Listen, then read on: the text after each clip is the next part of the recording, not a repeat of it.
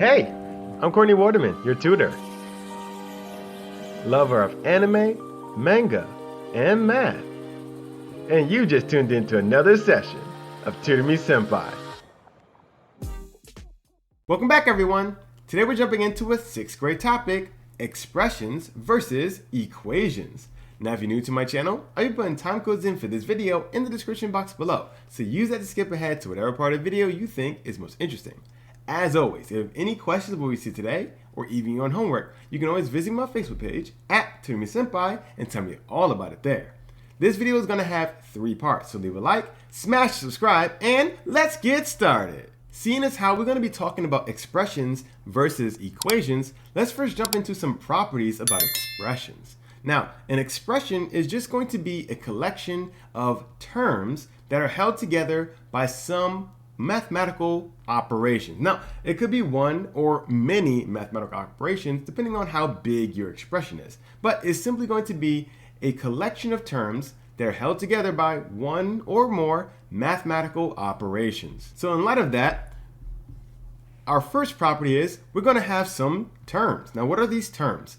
Well, these terms are going to be either your numbers, or they can be variables, or they could be both. Now, the numbers here can be whole numbers, it could be decimals, fractions, you can have your negatives, your positive, it doesn't really matter. And your variables are going to be those letters that we talk about in math. Secondly, we said that these items are going to be held together by some mathematical operations. So these are going to be 2 things that all of your expressions are going to have. And the last thing that is the most important part of your expression is the fact that it doesn't have an equal sign. There is no equal sign. It cannot have an equal sign. No equal sign. There's no equal sign. Now, if it has an equal sign, it is no longer an expression. So these first 3 things are going to be what make up your expression, but we do have some things that we do with expressions. And one of those things is going to be called simplifying. Now, simplifying is just going to be used whenever we have like some kind of really big expression that looks really ugly. Maybe it has multiple variables, a combination of different variables, and we want to just make it look a little bit more appealing to the eye. We have something called simplifying our expression. We can also do something called evaluating our expression. So these are going to be 2 things that we do to expressions.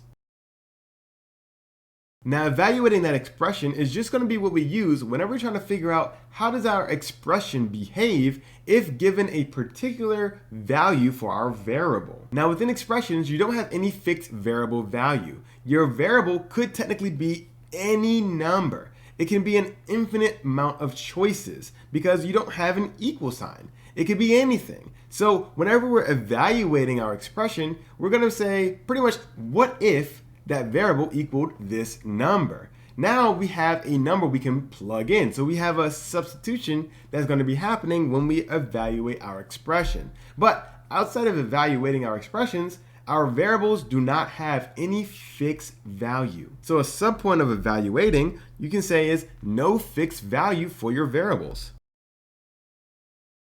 So these are some properties about expressions. Let's put the first 3 together and see what they look like whenever you're writing them out. These are going to be 2 random examples about what an expression looks like.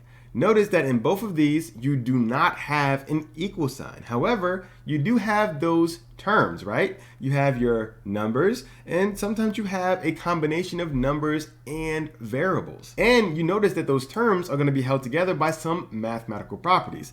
You see, you have some addition here, you have some addition here, you have multiplication whenever you're multiplying your numbers and your variables, and you even have some exponents here. These are going to be the characteristic signs about your expressions. So now that we've seen some examples of expressions, let's move on to equations. And you'll notice that equations have some things in common with your expressions. Now, you can also say that an equation is going to be a collection of terms that are held together by mathematical operations, right? So we can say the first 2 things are going to be in common. You're going to have your terms, so those numbers and or variables, and you're going to have your mathematical operations.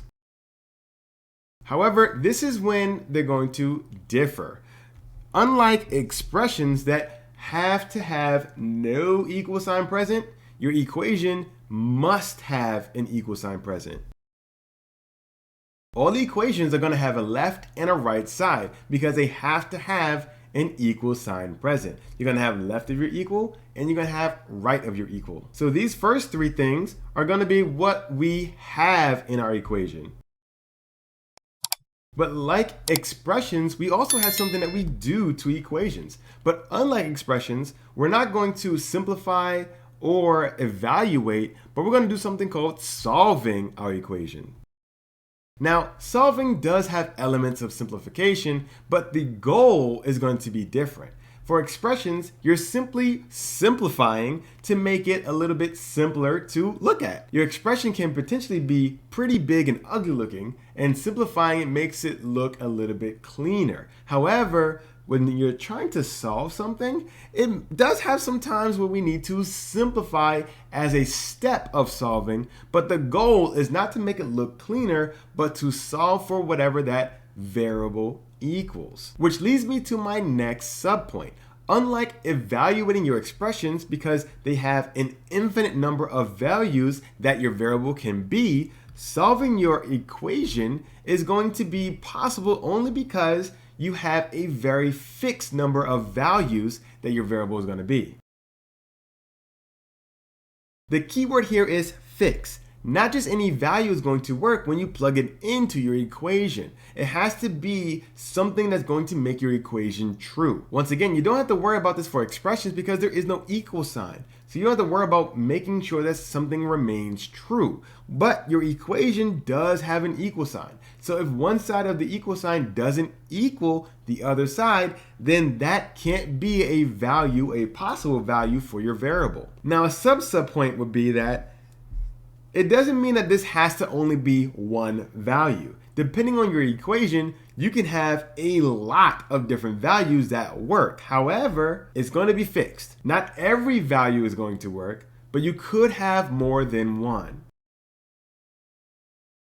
We just want to make sure that you realize not every value, but it could be multiple values. Just like we did for expressions, here are going to be some quick random examples about equations. And notice that both of them do have an equal sign. You can think of an expression as an equation without an equal sign. You only have one side of it, but your equals makes the difference. Your equation is going to have two sides, and your equals is going to play a big part in determining whether it's going to be one or the other. So let's jump into multiple examples at once and see if we can determine which ones are going to be expressions and which ones are going to be equations. So these are going to be our last examples for today. And we want to see which one of these are going to be our expressions versus which one are going to be our equations. So let's start with number one.